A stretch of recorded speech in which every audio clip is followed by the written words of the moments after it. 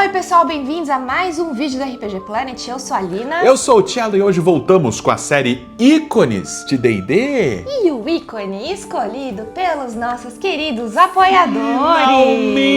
Finalmente é Zariel com 53% dos votos. Bela escolha, pessoal. Peguem uma pipoquinha e se preparem que lá vem um vídeo bem longo.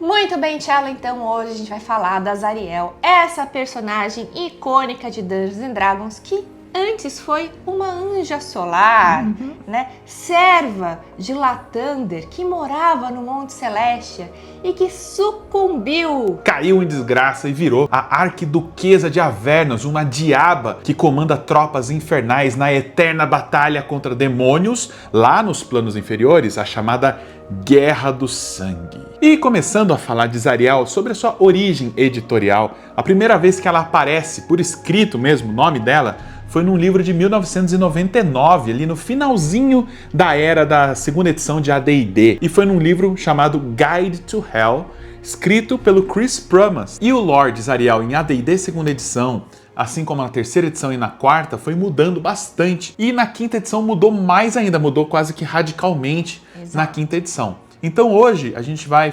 apresentar para vocês o material canônico da quinta edição, principalmente ligado à aventura Baldur's Gate Descida ao Avernus. Com algumas informações também do Mordecai e Stomafos, Com informações do Mordecai e Stomafos, livros aí da quinta edição, tá?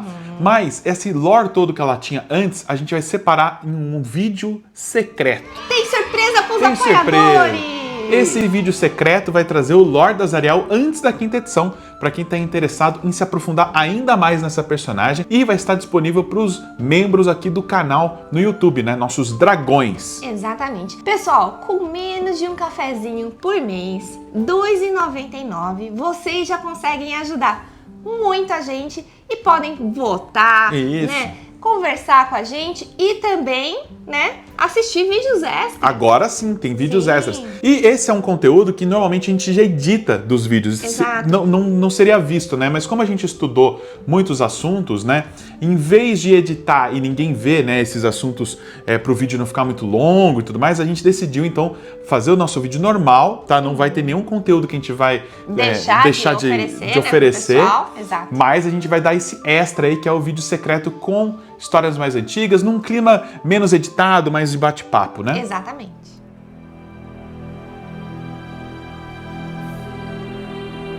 Muito bem, Tchela, então vamos efetivamente começar a falar da história da Zariel, né? Que começa a ser contada quando ela ainda era um anjo solar, né?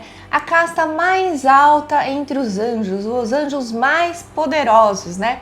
E ela vivia lá em Monte Celestia, né? Nos 7 paraísos de Monte Celestia, onde ela vivia sob comando de Lathander, o deus da luz, né? E o nome dela significa companheira da luz, Shell. E os anjos de Dungeons & Dragons, eles costumam representar, né, os deuses do bem. Eles são arautos e mensageiros. E de vez em quando podem até entrar em missões no plano material para ajudar populações que estejam passando por grande sofrimento. Geralmente os clérigos, eles rezam pedindo ajuda para os deuses, né, no momento de grande desespero, né? E os deuses então ouviam essas preces e aí sim mandavam lá os anjos, né, para representar eles para o plano material e ajudar.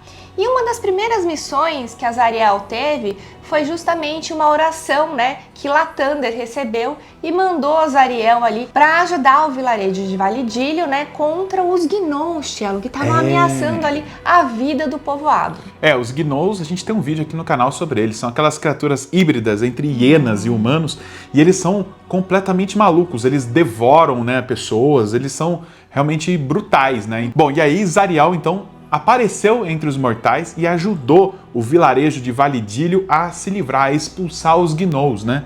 E o vilarejo ficou muito agradecido por essa intervenção, né, de Zariel, tanto que ela foi homenageada, né? Eles fizeram uma estátua dela na cidade, né? No vilarejo, e ela se tornou uma espécie de padroeira daquele vilarejo, né? E um parênteses aqui, tá? Na nossa aventura que a gente tá jogando em live aqui no canal às terças-feiras, de Heróis de Phandelver, o Cello colocou, né, para quem... A estátua. A estátua lá, né, em homenagem a uma estátua de Zariel. Em algum momento da aventura vocês vão ver isso. E essa vitória de Zariel fez ela tomar gosto por essas batalhas épicas, né? Inflou um pouquinho o ego da Inflou Zariel, um pouquinho, de né? repente. Ela gosta muito, ela é muito orgulhosa, né? Então ela gosta muito disso. Então ela, com essa vitória, voltou, né, toda cheia de moral, né, para o céu. Mas com o passar do tempo, as regras cósmicas deram uma mudada, digamos assim. Desde o tempo das perturbações, que os deuses passaram a influenciar menos no plano material, tá? Porque acredita-se que quanto mais você influencia, mais o lado ruim também tem o direito de influenciar. Ganha o direito de influenciar. Entendeu? Então, os deuses se recolheram um pouco, pararam de influenciar diretamente os mortais, apenas inspirar os mortais, não né, ter o dedão lá e resolver o problema deles. E como é que eles inspiram? Né? Através dos clérigos, das mensagens e tudo mais. Dos poderes que dão pros clérigos. Dos poderes que os clérigos ganham e tudo mais, né? Bom, e com isso, a Zariel ganhou uma nova incumbência, Cello. Ela ficou ali responsável por observar a Guerra do Sangue. Então vamos fazer agora um parênteses para falar rapidinho para vocês sobre a Guerra do Sangue, né? Que é uma guerra que existe, gente, há muito tempo e até hoje ela não acabou. Que é uma guerra entre os demônios e os diabos, né? Lá nos planos inferiores. E eles nunca vão parar de brigar para ver quem vai ter o domínio ali na região. E existe uma ideia de que se não fossem os diabos ali contendo, né, a constante horda de demônios, a realidade toda ia ter sido devorada já. Zariel então ficou ali monitorando essa guerra. E isso começou meio que, digamos que, alimentar cada vez mais essa vontade que ela tinha interna de batalha. E Avernus é a primeira camada dos 9 infernos, que é um campo de batalha constante. É o lugar onde a Guerra do Sangue está sempre mais fervorosa, né? Mais constante. Então é um lugar que é constantemente invadida por demônios e aí os diabos vêm e expulsam eles de lá. E isso se repete ad infinito. Bom, e com todas essas idas até Avernus, né, a Zariel ficou totalmente obcecada, né, pela Guerra do Sangue. E ela voltou e falou com os superiores dela: é possível a gente vencer os demônios e os diabos, eles estão lutando, eles vão ficar mais enfraquecidos ali entre eles. A gente consegue, se a gente levar um pelotão de anjos pra lá, a gente vai derrotar eles e vai acabar de vez com essa Guerra do Sangue, vai acabar de vez com os demônios e vai acabar de vez com os diabos. Ela quer acabar com todo o mal, de uma vez só, né? Ela queria aniquilar simplesmente todo o mal. Só que, né, os superiores dela, né, os anjos, os deuses em Monte Celestia não concordavam. Eles achavam que essa briga entre os diabos e os demônios fazia com que eles ficassem ocupados ali naquela guerra deles, né? E com isso eles iam interferir menos no plano material. E por isso, para a gestão lá de Monte Celestia, né, o ideal é que essa guerra continue. Eles ficam só naquele papel de supervisionar a guerra e isso deixava Zariel muito frustrada, né? Exato. E o símbolo máximo desse status quo aí foi um período em que o Asmodeus, que é o chefão dos diabos, foi levado para Monte Celeste, foi preso, né? Foi levado para um interrogatório em Monte Celeste para responder por diversos crimes. E lembrando, Cello, que temos vídeo aqui no canal contando essa história de Asmodeus completinho com todos os detalhes. Asmodeus tinha um acordo com os anjos. Que acordo era esse? Ele e os outros diabos ficariam lá nos planos inferiores, né? E eles ficariam lutando constantemente contra os demônios, tá? E, ao mesmo tempo, eles teriam, digamos, um reino deles, que seriam os infernos, onde eles poderiam punir almas de pessoas do plano material, essas pessoas que fossem malvadas, malignas, terríveis, que conjurassem demônios, que se enfiassem em seitas malditas, essas coisas. Que fizessem maldade no plano material, iam ser castigadas no pós-vida. Lá no inferno. E por que ele teria interesse em castigar essas pessoas? Porque essas almas serviriam como soldados para ele aumentar o seu exército contra os demônios. Até aí estava todo mundo de acordo. Só que o que eles não esperavam é que Asmodeus fosse ser ardiloso a ponto de não só capturar almas de pessoas malignas para o exército dele, mas também de tentar as pessoas. Criar ali situações que as pessoas falam assim, não, eu vendo a minha alma para salvar fulano de tal. Eu vendo a minha alma para alguma coisa. Qualquer coisa. E aí ele usou vaidade, usou os 7 pecados capitais, né, de forma geral, para atrair pessoas que normalmente não iriam para o inferno, para atrair essas pessoas para aumentar o seu ranking, né? Aumentar o seu exército. E aí, esse foi, digamos, o grande crime que Asmodeus cometeu. E em certo momento, os agentes celestiais convocaram ele para um julgamento. E, gente, a Azariel viu tudo isso de perto, ela viu a população de diabos aumentar no inferno, assim, de uma forma estrondosa. Ela falou assim, cara, isso não tá normal, eles estão ficando muito fortes. Então, ela ficou muito indignada com toda essa situação e com essa situação de não poder acabar com eles, entendeu? Uhum.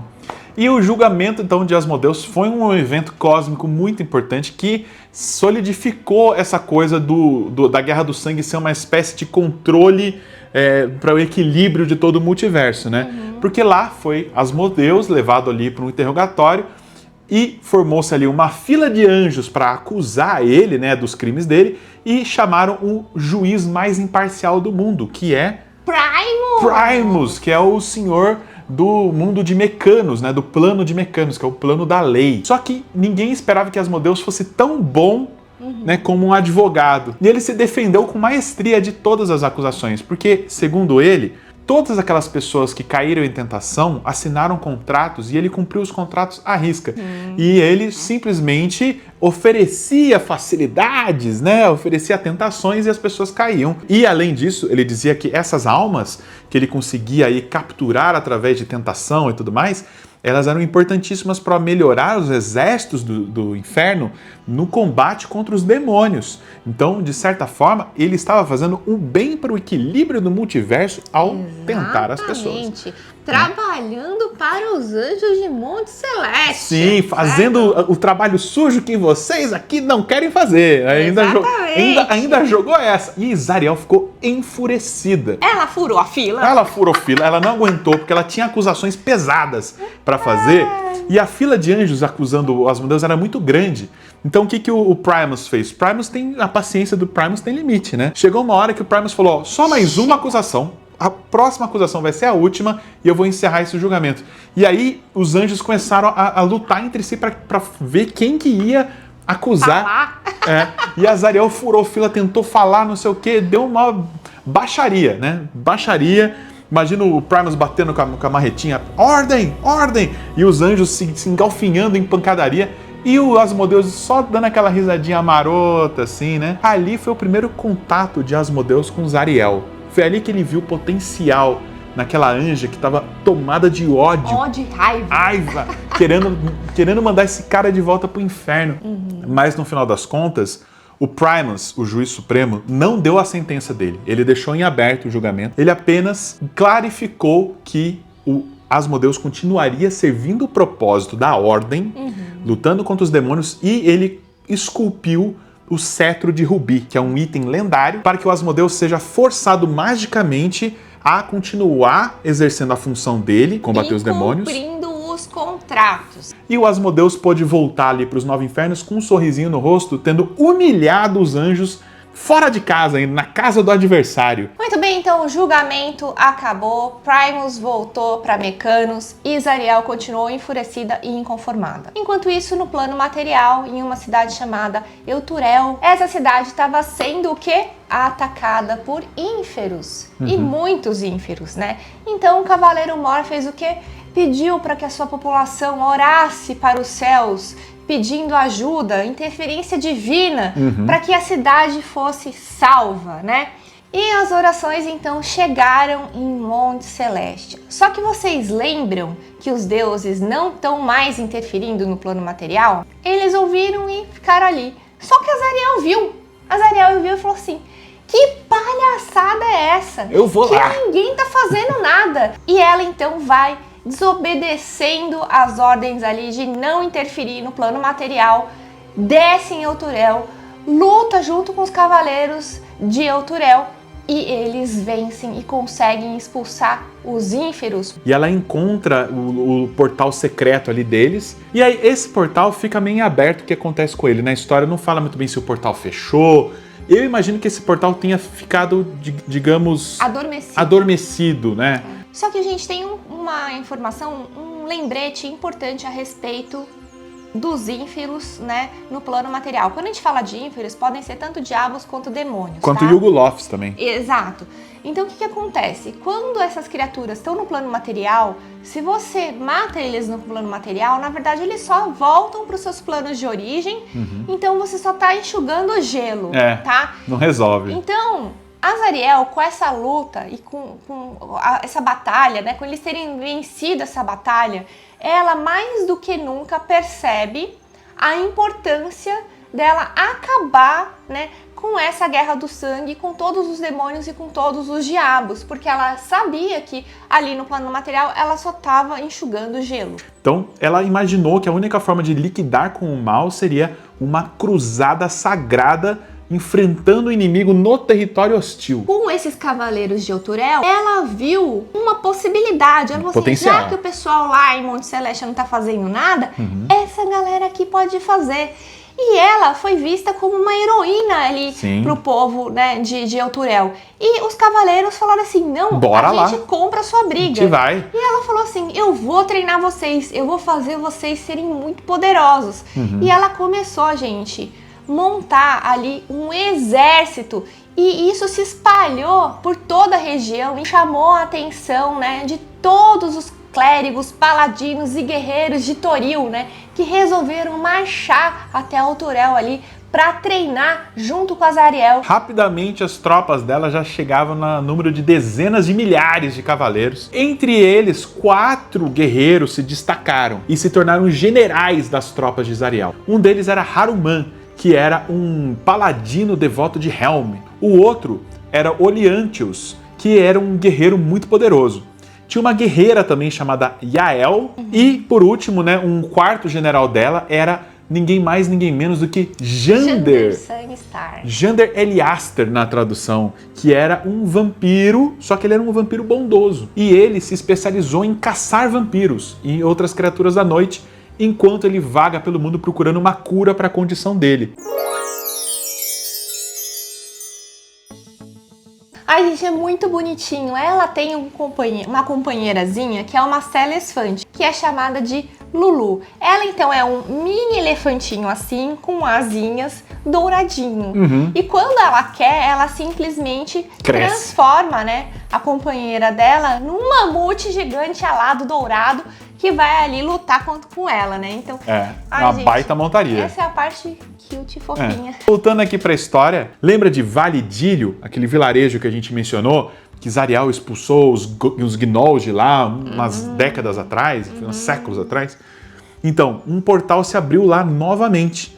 E dessa vez saíram demônios de lá e saiu também um Lorde Demônio. Inogu!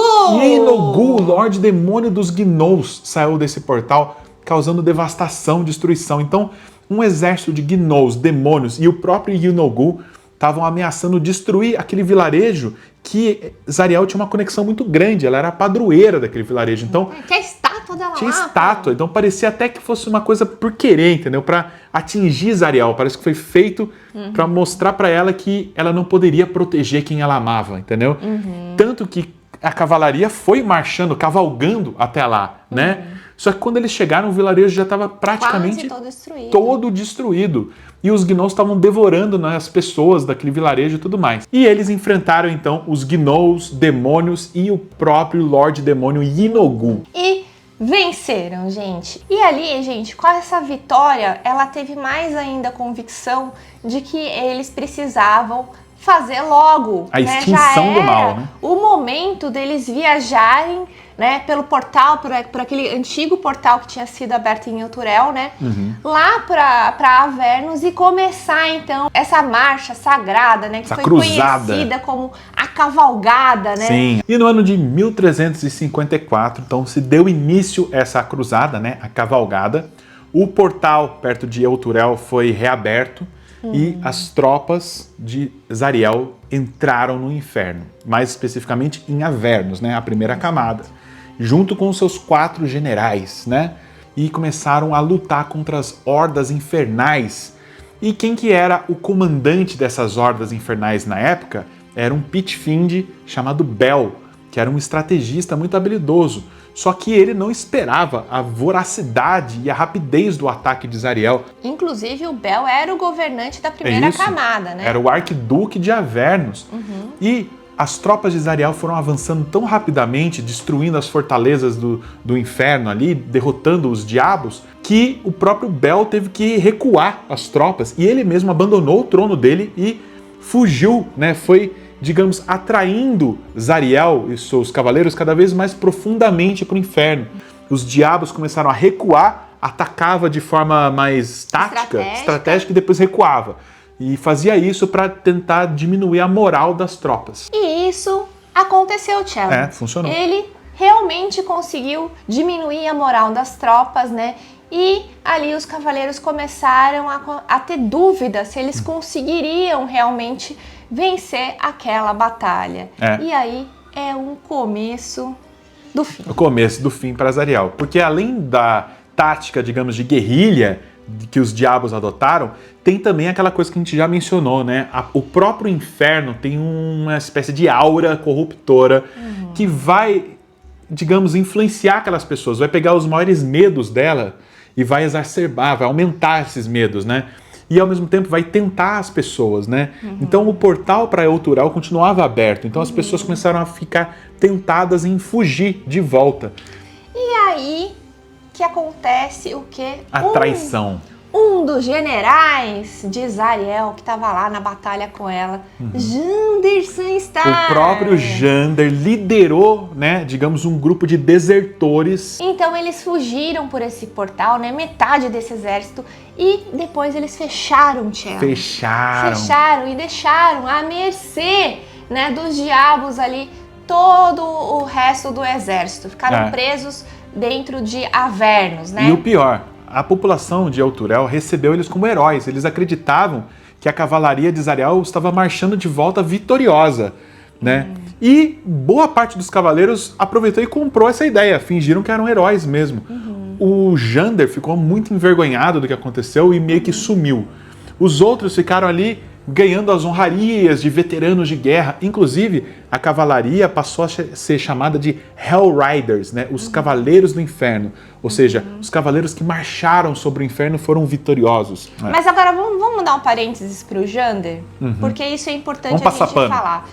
Porque é o seguinte, gente, não é perfil do Jander fazer isso, tá? Tipo, pegar e simplesmente fugir, acovardar. Ele não tem esse perfil. Então, assim, pelo perfil do personagem, o que a gente acredita que tenha acontecido... O nosso cânone mental, digamos. O nosso cânone, para tentar fazer com que tenha um pouco mais de sentido essa fuga do Jander, porque eles nem precisavam ter colocado ele como personagem aí, né? Mas tudo bem, colocaram ele. Ele percebeu que as tropas não iam aguentar e na intenção de salvar a vida de todos esses cavaleiros que estavam lá, ele voltou com essas pessoas e fechou o portal para evitar que os diabos aproveitassem contra-atacar, né? Exato, e contra-atacassem ali Elturel e matassem ainda mais inocentes. Isso. É isso que a gente tá lendo entre linhas. Mas talvez ele tenha detectado que Zariel já tivesse corrompida e ia levar aquela galera para uma morte inútil, tá ligado? E ele falou, não, quero salvar essas pessoas, porque Zariel já se perdeu. A sede de sangue dela é imparável. Nada vai segurar. E isso é um fato. Né? Então, essa é a nossa passada de pano aqui pro Jander. Inclusive, na versão oficial da história, o Jander fica tão envergonhado que um dia, né, ele é vampiro, mas ele sai no sol. Ele deixa o sol destruir o corpo dele, né?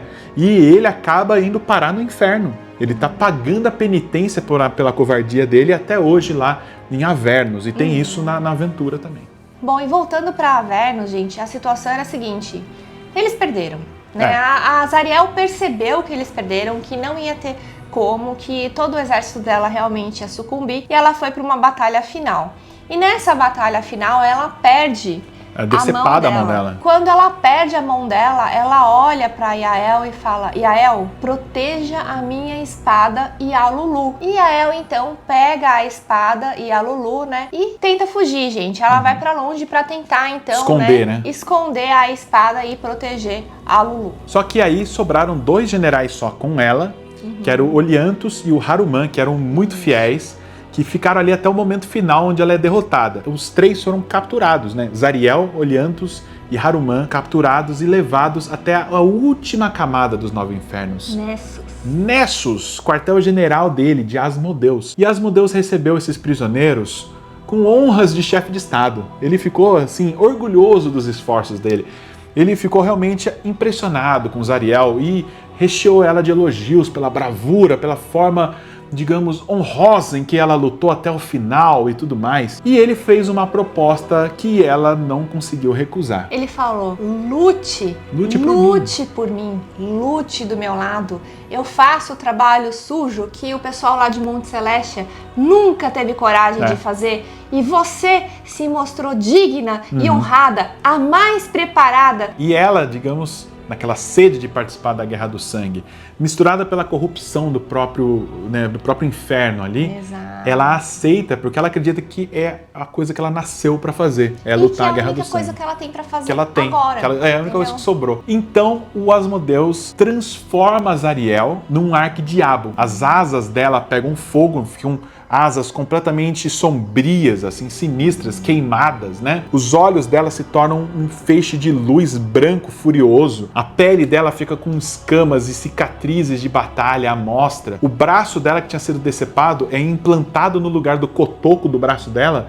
é implantado um mangual para ela ficar mais heavy metal ainda, assim. E ela então vira a nova arquiduquesa de Avernus, substituindo o Bel. Inclusive, pessoal, a gente vai colocar agora para vocês algumas ilustrações dessa queda, né, que conta essa queda da Zariel em forma de vitrais, que são ilustrações de um ilustrador brasileiro incrível que é o Cláudio Pozas, né? Ele fez aí esse desenho, né, contando a história. Mas voltando aqui, e aqueles outros 2 generais que estavam com Zariel ali, à mercê ali do Asmodeus, o que aconteceu? Bom, Olhanthus, vendo ali que Zariel topou a barganha de Asmodeus, ele muito deprimido ali, ele tira a própria vida. Só que a alma dele já tá ali no inferno. A alma dele é facilmente recuperada e ele volta como um Death Knight, né, um cavaleiro da morte, forçado a servir Zariel até o fim. Olha que fim trágico para o Olhanthus. E enquanto isso, Haruman, que era ali devoto de Zariel, mais fervoroso, ele aceitou a corrupção junto com ela. Assim, não, você tá certa. Você tá certa, vamos lutar. Até o fim. E ele também foi transformado em um diabo, né? Ele virou um Narzugon, que é uma espécie de cavaleiro dos infernos ali, devoto ali de Zariel até o fim também. E a Yael conseguiu esconder a espada, né? E a Lulu, só que ela não encontrou o caminho de volta e ficou vagando ali pelo inferno até morrer. E a Lulu eventualmente foi capturada pelos diabos, que levaram ela diante de Zariel, mas Zariel não teve coração para executar sua antiga montaria. O destino de Lulu eu vou deixar em aberto porque é um spoiler muito grande aí da aventura Descida ao Avernus, então vou deixar em aberto o que acontece com Lulu aí.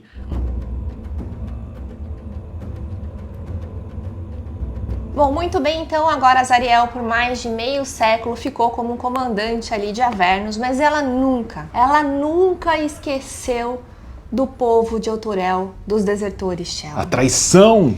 E ela não desistiu de se vingar, né?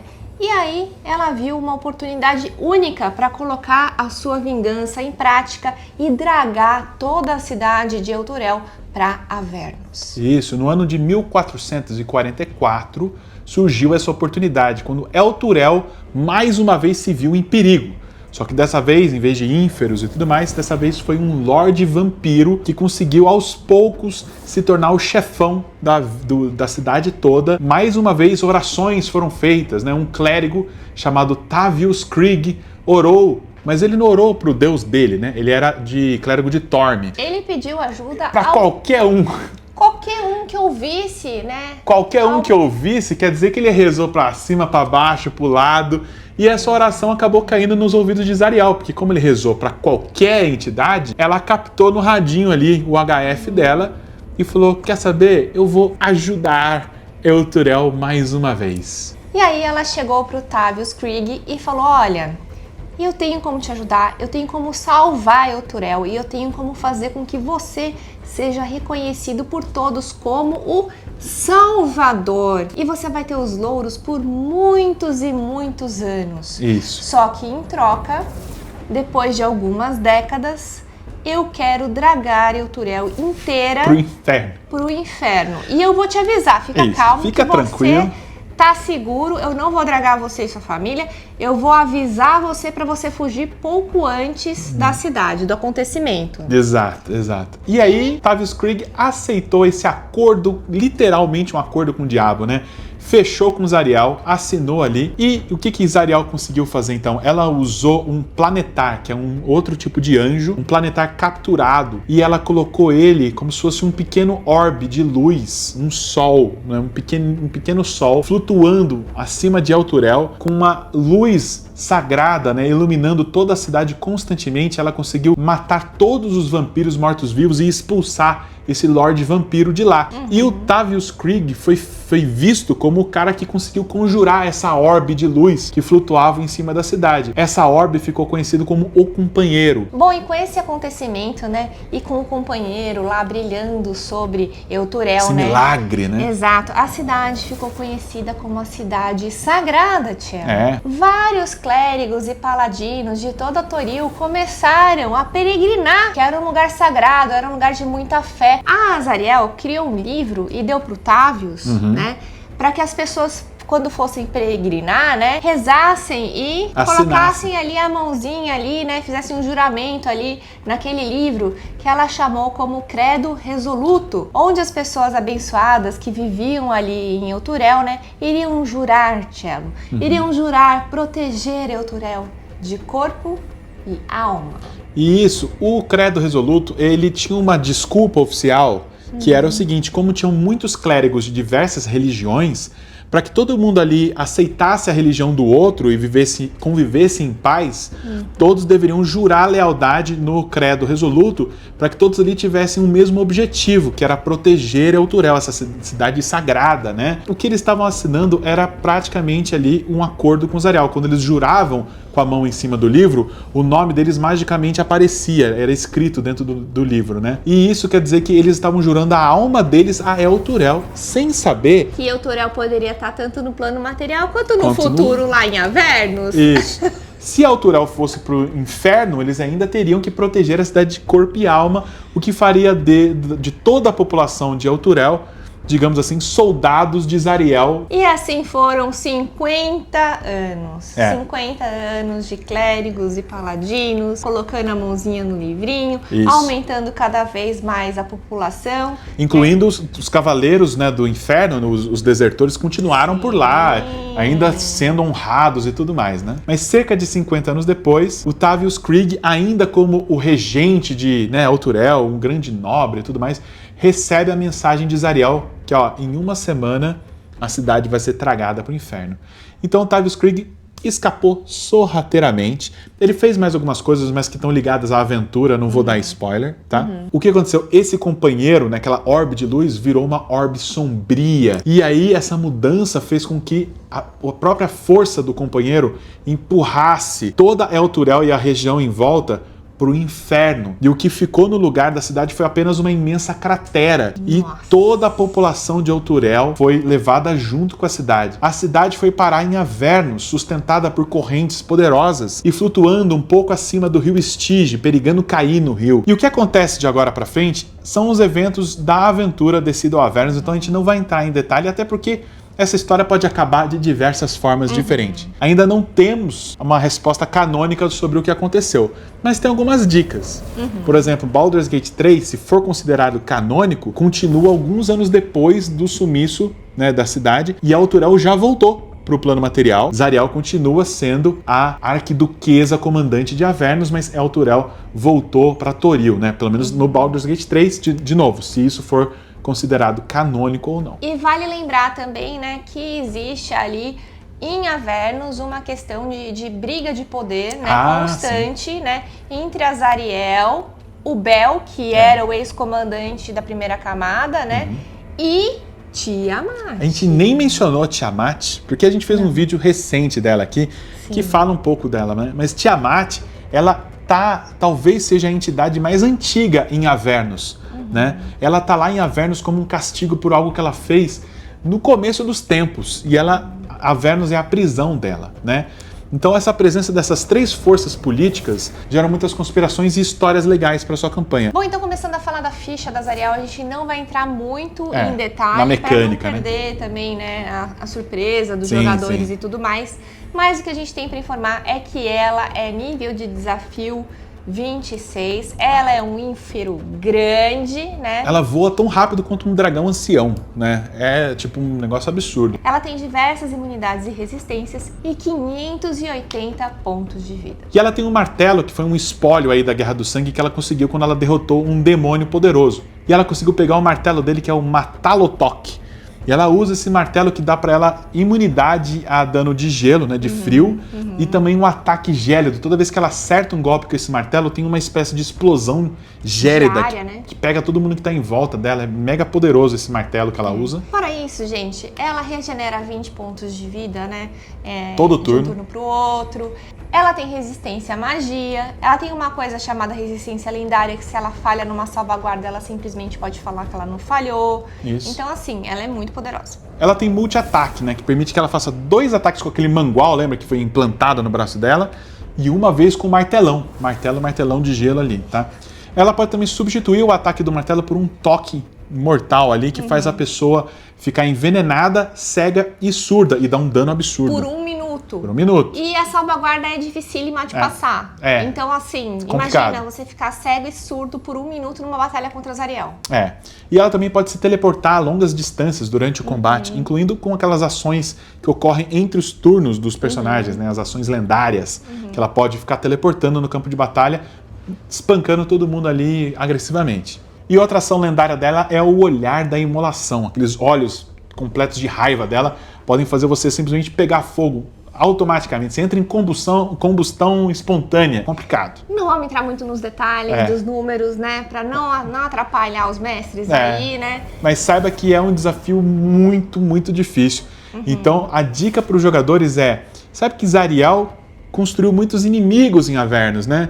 Então, de repente, usar isso a seu favor, levar alguma ajuda ali, né? Fazer algum pacto aí com Tiamat ou com o Bel, pode ser que ajude você a enfrentar a Zariel um pouco melhor. Muito bem, Tchelo, então agora vamos para o gancho de aventura. E nós resolvemos fazer porque a Zariel é muito épica, certo? Teria que ser 2 histórias muito épicas para conseguir fazer, então a gente criou junto aí uma história. Temos um gancho em comum aqui, que a gente pensou o seguinte: imagine em algum lugar em Sigil, a Cidade das Portas, tá rolando um leilão, numa casa de leilão chiquérrima, administrada por um arcanolof ricaço. Exatamente. E ele está fazendo um leilão misterioso, Tchelo. Ninguém sabe o que é o item que ele vai leiloar, mas ele avisa que é um artefato lendário que pode mudar a vida de quem comprar. E aí isso chamou muita atenção de criaturas muito poderosas e multiverso, muito ricas do multiverso que foram até Sigil participar desse leilão. Pois é, quando é revelado o artefato, todo mundo fica em choque. O que ele mostra para todo mundo dentro de uma cápsula ali de vidro é nada mais, nada menos do que... A mão de Zariel! A mão decepada de Zariel, que ela perdeu no inferno. Alguém conseguiu contrabandear essa mão, foi cair na mão desse ricaço e ele botou em leilão. E aí a promessa é de que a mão de Zariel é capaz de ter poderes incríveis para quem possuí-la, né? Pô, se a mão de Vecna tem poderes, por que não a mão de Zariel, né? Um vencedor perigosíssimo ganha o arremate ali da mão. Grast, o Lorde Demônio. E acredita-se, né, que se Grast realmente conseguir levar a mão de Zariel, ele vai conseguir comandar Zariel à distância. E isso vai acabar desequilibrando a Guerra do Sangue. Guerra do Sangue. Ele vai começar a comandar Zariel e a Zariel que vai acabar sendo obrigada a lutar pelos demônios. E as forças de Avernus vão se esfacelar. E os demônios potencialmente poderiam arruinar com o multiverso todo. Lembrando, pessoal, que os demônios eles são totalmente caóticos, mas Grast, dentre os demônios, ele é um pouco mais ele é estratégico, ele é mais inteligente, ele tem toda aquela coisa mais do diabo. Aliás, dizem que ele já foi um diabo e converteu-se em demônio. Tem toda essa história aí. E agora o grupo de aventureiros vai precisar tentar resgatar a mão de Zariel. E o que esse grupo vai fazer com essa mão, gente? Então, vai ser uma missão de roubo, tipo 11 Homens e um Segredo, que eles vão ter que invadir o palácio desse Arcanolof, entrar nessa casa de leilões aí e roubar a mão de Zariel antes dela ser entregue ao vencedor, que é o Gracie. Então é uma aventura épica aí no multiverso. Dificílima, hein? Sigil é complicado, porque temos a Senhora da Dor lá também, Isso. né? Pra botar ordem em tudo. E é uma história legal porque Sigil é um lugar que você pode apresentar personagens poderosíssimos e não exatamente terminar em combate, porque a Senhora da Dor mantém a ordem lá, ela não deixa ter baixaria, pancadaria entre criaturas poderosas lá. E os deuses são proibidos de ir até Sigil. Fica essa dica também. Então dá uma história muito bacana que a gente pensou aqui. Gostei, hein? E aí, pessoal, vocês já tiveram contato com a Zariel? Vocês já jogaram Descida a Avernus? Como é que foi a experiência de vocês? A gente quer saber, comentem aqui embaixo. E agora já está aberta a votação aí para os nossos dragões escolherem o próximo ícone de D&D aqui na nossa série. E não se esqueçam, dragões, de que o vídeo secreto também vai ser liberado para vocês agora. Então aproveitem, e se você não é dragão, venha, junte-se à nossa revoada e ajude o RPG Planet a continuar. E um agradecimento especial aos Dragões de Platina, Antônio Henrique, Bruno Marroque, Cláudio Toledo, Erasmo Júnior, Flávio Júnior Silva, Henriquim, João das Neves, Otonashi Ribeiro, Paulo Cota, Renato Pascon, Stefferson Migo e Ian Siqueira. Valeu, galera!